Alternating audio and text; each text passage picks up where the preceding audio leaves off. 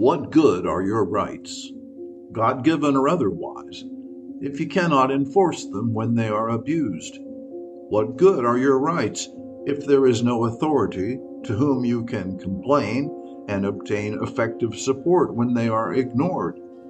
Rights you cannot enforce are useless.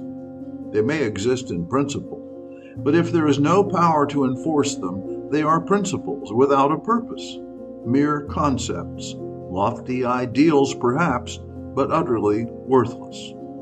You may have a right to peaceably assemble with others, for example, but if the governing authority prevents you from using public spaces or puts restrictions on how many people may peaceably assemble on your private property, the right to peaceably assemble is just an empty promise. Consider the right to petition government for a redress of grievances, to demand a remedy and rectify wrong things your leaders are doing. If the courts refuse your petitions, unless you hire an expensive lawyer, the right to petition government to mend what it's doing is meaningless for those of you who cannot afford to employ an attorney. Rights are essential to secure society's safety, to facilitate fairness in commerce, and to protect the welfare of the weak and vulnerable. They ought to be the bedrock of foundation for all our legal systems and a model for public morality guided by truth and truth alone. But if only the rich can enforce them, what are they? The Universal Declaration of Human Rights and other international laws affirm their importance, but their true value is realized only when their promises are backed by the rule of law and a system of due process by which all people are secured, not just the rich, with access to courts. The value of rights is locked in their enforceability. Otherwise, they are mere declarations with no substance. Enforcement is what breathes life into our rights.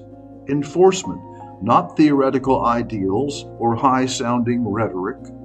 We, the people, need to be assured that our rights will be honored by government when we are abused by others or by government itself. Enforcement of rights is essential to our dignity and the respect each of us should be entitled to enjoy, unhindered by lawbreakers and fools. Nations must forever be reminded to respect, protect, and enforce our rights, for in every age there is a tendency for leadership to forget what leadership is. So each generation must reset the landmarks of decency, fairness, and concern for the needs of the unrepresented. This is the essence of the rule of law. This is the purpose for our rules of due process that should give each of us security against the excesses of those who seek to cause us harm, and should be known by every schoolchild before graduation. When the rule of law is ignored, or the rules of due process are lost or unknown to the public, the rights promised to the people are worthless. The Christian Bible asserts that our Creator God urges us to do right, seek justice, and defend the oppressed. The prophet Isaiah writes about the revelation he received when God's still small voice spoke to him, saying, I, the Lord, love justice. I hate robbery and wrongdoing. Justice is a divine attribute that promises peace, order, and prosperity to all who will uphold and abide by its mandates. To administer justice requires enforcement of our rights to life, liberty, and the pursuit of happiness, among other rights enumerated in the laws and constitutions of nearly every nation on our planet, including those that neither honor the rule of law nor provide instruction to show their people how to use the rules of due process by which the rule of law is enforced.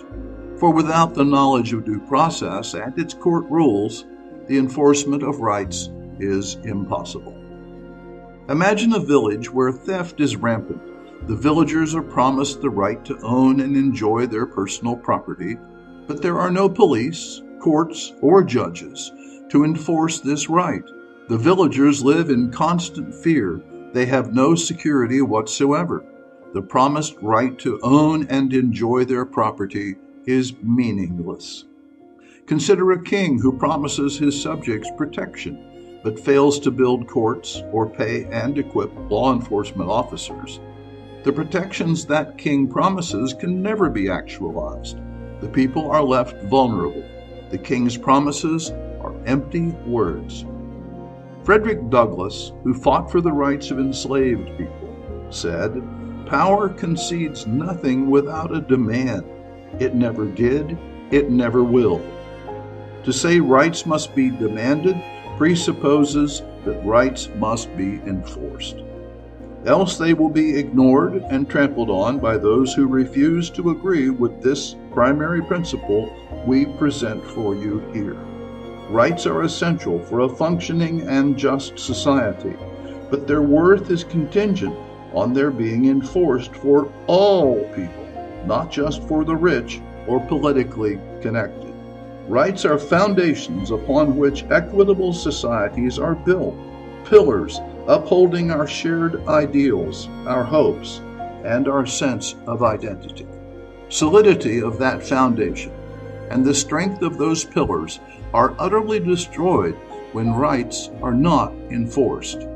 They become hollow, empty things, failing to provide the protection and dignity they should always be compelled to guarantee.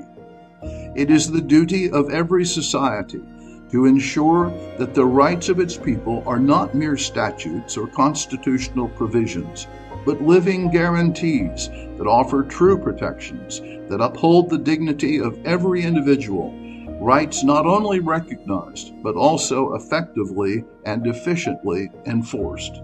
Indeed, our number one right is the right to enforce our rights, for without that right, we have no rights.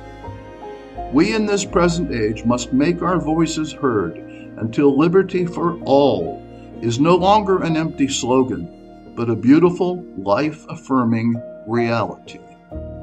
We hope this short presentation has convinced you to agree that rights you cannot enforce are useless, and that the publication of this primary principle is worthy of your participating effort.